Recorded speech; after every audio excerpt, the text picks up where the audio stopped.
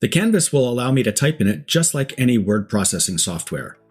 At the top, you'll see all the icons needed to customize your text in the canvas.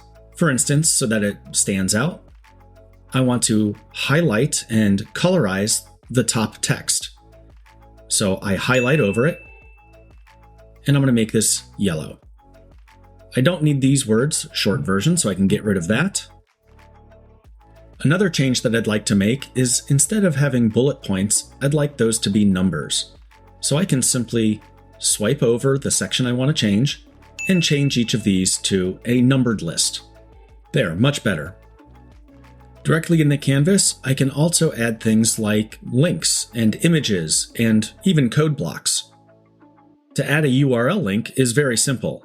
I'm going to simply copy over my strong passwords numbered item here.